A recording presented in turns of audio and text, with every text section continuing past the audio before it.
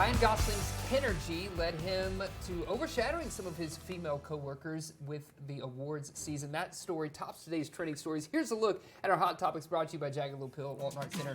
So Ryan Gosling said he's disappointed that Barbie director Greta Gerwig and star Margot Robbie were not nominated in two major Oscar categories. Right. Gosling, who was nominated for Best Supporting Actor, released a statement saying in part, quote, their work should be recognized along with the other very deserving nominees, end quote.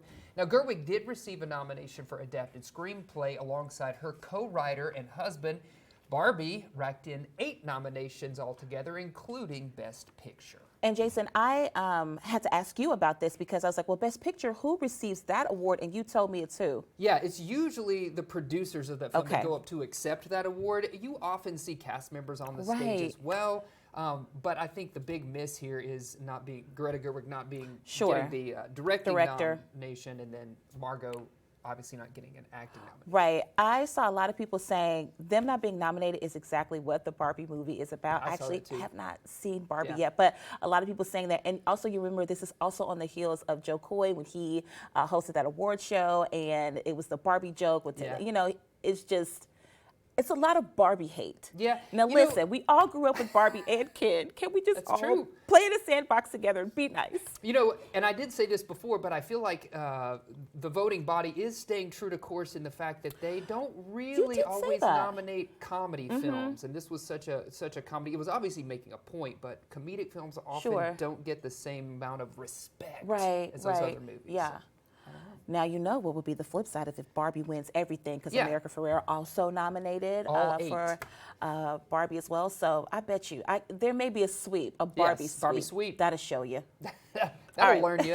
Taylor Swift's notorious presence at, of course, various NFL games has been really all the rage this season. Of course, she is dating Travis Kelce. The fun What? thing. Welcome. It's the first time I'm hearing about Welcome this. to 2024. Man. The unexpected thing that has happened out of this is that dads and their Swiftie daughters are bonding over That's right. football.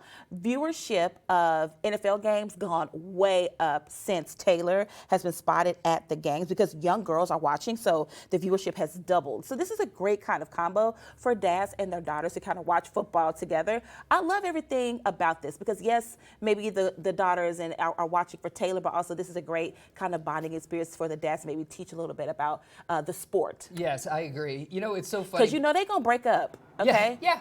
Is this just for media? We don't know. We're going to find out. I wouldn't say at some just for point. media, but it will run its course. But what you want to do is make sure that you've gotten your daughter addicted to football by the time this is over. That's true. Yes, she'll write a whole album about it, so look out. That's right.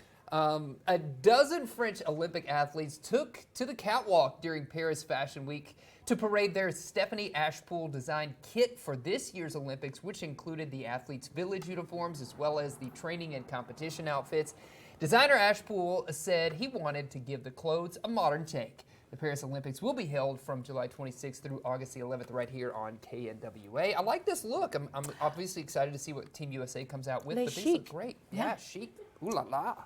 Well, of course, once we get through all this cold, this spring is going to usher in a once-in-a-lifetime event, a rare double brew. Oh, my gosh, Ooh, the sound. there they are. The double brew, the cicadas will emerge at the same time. The last time this happened, 1803, and scientists say that this won't be happening again for like another 200 years. Now, That's what makes cool with me. this summer a little bit, That's right. cool. What makes this a little bit different is that the two different cohorts have been underground, waiting to emerge for more than a decade. What? The creatures have just between 4 to 6 weeks above ground to mate before they meet their untimely end. The two broods of cicadas are expected to emerge mostly in the southeast and Midwest. My people in Illinois, get ready. Look out. I will never forget, as a teenager, we were driving and one of these flew into our car. We almost had an accident. Oh, I can imagine. I thought it was like a huge fly. I had never heard of these things before, and it was creepy. And I learned the hard way that these things come around every now and again, and just the sound. Yeah. But on the flip side of that, I do love bug sounds in the summer, and I like the sound of this in the summer. You know, they're that bug that molts. They leave their The shell on the shells. trees, whatever. And as a Yep. kid, I used to go around and pick up those shells all the time. How Yep. gross is that now as an adult thinking about it? But man, that was part of my summer here in Arkansas. You probably have one under your skin in your I'm DNA. like, ooh, don't let me think about that. It's gross. Well,